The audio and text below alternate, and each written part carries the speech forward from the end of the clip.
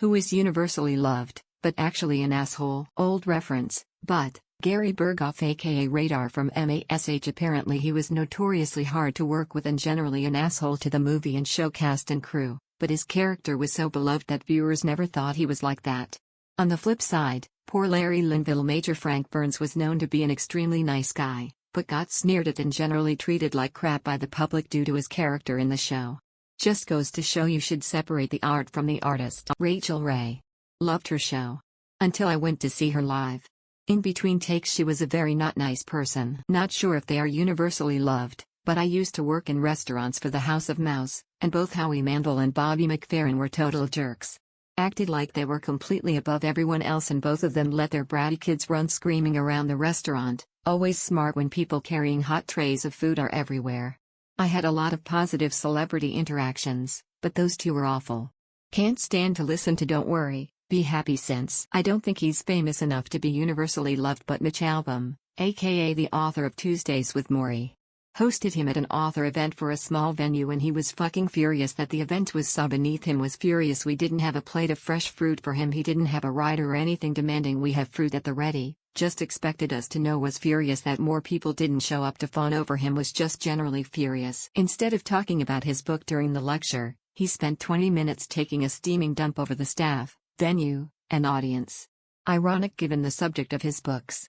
The only person we shit-talked more was J.A. Jance, who writes a handful of detective series and one inexplicable collection of poems. She loved doing events at our place and was there every 6 months to promote her newest book. She had a huge and devoted following, which baffled me because her events are insane. She once spent an entire hour singing for the audience. Not well.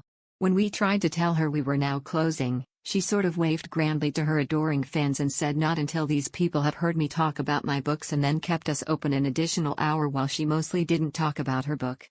She also always demanded we had copies of her poetry book on hand, despite the fact that no one wanted it and we could rarely even get copies from the publisher. Once we even wound up buying some from a discount bin at Costco just so we could technically have some on hand. Ellen's fall from grace has been well deserved and overdue. Just to clarify, she's not a comic book villain like Bezos or Dick Cheney, she's just an immature narcissist with zero tact or grasp on reality. There are plenty of good clips compilations on YouTube that shows her wildly out-of-touch behavior. My personal least favorite is her singing to a sleeping baby in a drugstore through a megaphone as the horrified mother is in complete disbelief. Steve Harvey. For those who want to know, watch his interviews on women and atheists. He's cheated on his wives, physically abusive, acts like religion is the only thing that between him and killing and raping people. Martha Stewart. I witnessed her call her assistant, I quote, "a worthless piece of shit." No one should be called that for accidentally dropping her handbag. I also offered Martha a bottle of Fiji water and she said she only drinks Voss. This question needs an explain your answer added to the end. Jimmy Savile. Was loved. Died. Found out he was a child predator. Steve Jobs. It's pretty well known that he was a giant asshole, but he's still pretty romanticized in the tech sphere. I've got my suspicions about Steve Harvey. Tim Allen lived near me for a while. Always a pompous ass.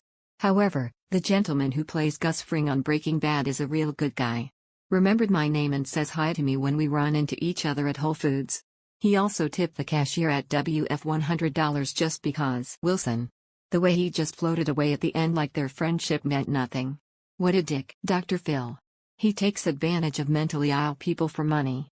He isn't universally loved, but he is very successful and is good at hiding his dark side. Me. Sorry to let everyone down. From the shit that I've heard, apparently Nicolas Cage and Jared Leto. Meanwhile, apparently Alan Tudyk, Brendan Fraser, and Nathan Fillion are the nicest people. Before it became public knowledge, I always had to tell people what an asshole Bill Cosby was 20 years ago. Oprah. She spent decades getting paid by every quack with a pseudoscientific health product to appear as guests on her show. It's no wonder her apprentices are a dubious psychiatrist and the quack-ass weirdo doctor who continued her business of using the trust of gullible Americans to sell snake oil. David Dobrik is probably one of the most tragic ones, not only because he's a piece of shit but because even if he was a great person, it's depressing that people even care about that content and actually watch that. Plus, indeed, he's a piece of shit abusive sociopath. India Bollywood actor Salman Khan keyed to almost all his fans. He ran a campaign called Being Human that was just presenting him as a good person who cares about poor and needy. Actually, It was just a publicity stunt for his few criminal cases like killing innocent people while drunk driving and killing endangered animals. His fans see him as a role model, but the campaign was just to get him a clean chit from those criminal cases. After all the criminal charges were taken away from him, there is no being human is happening. Adding to that, he ruined a lot of upcoming actors, singers and other performers' professional life in Bollywood because he didn't like them, or according to him they insulted him one and another way. His personal life is also shady. All of his girlfriends ended up relationship because of his personality, possessiveness and sadistic behavior. He is promoting nepotism in the film industry, and as I discussed before, he ruined a lot of people's lives. From what my fiancé told me is that Beyoncé is extremely entitled and rude to people. He worked in a restaurant where many celebrities would go to and he loved most of them but absolutely hated Beyoncé and Jay-Z. Oprah, Jerry from Tom and Jerry, Philip Schofield if that's how you spell it, Ed and Lorraine Warren. I'm not talking about taking advantage of people in vulnerable states and exploiting fear and trying to get famous by proving the paranormal, but Ed kept a young girl in their house. They told neighbors she was a fallen woman they were helping out by giving her a job as a live-in maid or nanny. She wasn't. She was a child and he was a predator, and Lorraine did nothing about it, and yes, they had a kid in the house. Really sickened me to find out, cause I like the Conjuring series as horror films and just enjoyed them for being cookie ghost hunters. Boy was I wrong. Jennifer Lopez, Joss Whedon. I idolized the guy for Buffy, Angel, Firefly, Cabin in the Woods, and so on. Then the shady stuff that went on behind the scenes came to light. Between the awful charisma Carpenter was treated before she was basically run off the show, and how they needed a rule on set that he wasn't allowed to be alone in a room with Michelle Trachtenberg, who was underage at the time, I lost pretty much all respect for him as a person. Mr. T is one huge twat waffle. This happened in the 80s and Mr. T was everything at this time. My friend and I were downtown, we were 15 and it was our first trip downtown alone. Saw Mr. T and started toward him for an autograph. As we were walking, he parked his car in front of a bank and two little boys about 7 years old ran up to him. Happy as hell it was Mr. T. This bastard yelled, "Get the fuck out my way you little motherfuckers," and pushed the kid into his friend. I've hated that bastard ever since. If we had cells back then, a lot of stars would have been cancelled. People did and got away with stuff because there was never any proof. Now there is. Bill Nye, everyone I've ever talked with who met him has terrible stories. Has just a grumpy and mean asshole. Maya Angelou was a raging bitch. The gal in the office next to mine had to coordinate her visit to our university.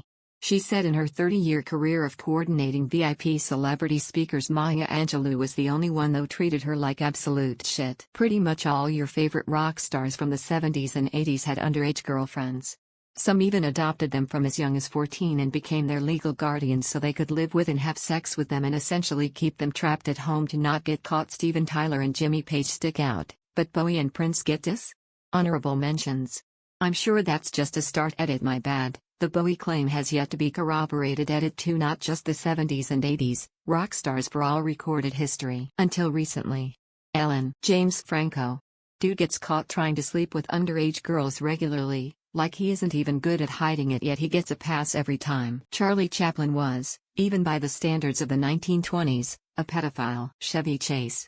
He is known to treat his co-workers like crap and has thrown out some racial slurs. SpongeBob.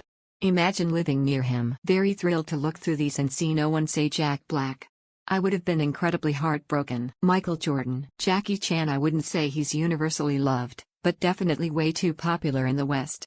It's pretty common knowledge here in Hong Kong. Abusive husband and father, effectively disowned an illegitimate daughter, lots of whoring and alcohol abuse, sold out Hong Kong during political unrest in favor of China, yet was banned from the Chinese Communist Party due to moral failings. At a typo. Kevin Spacey was until it all finally came out. Nicki Minaj.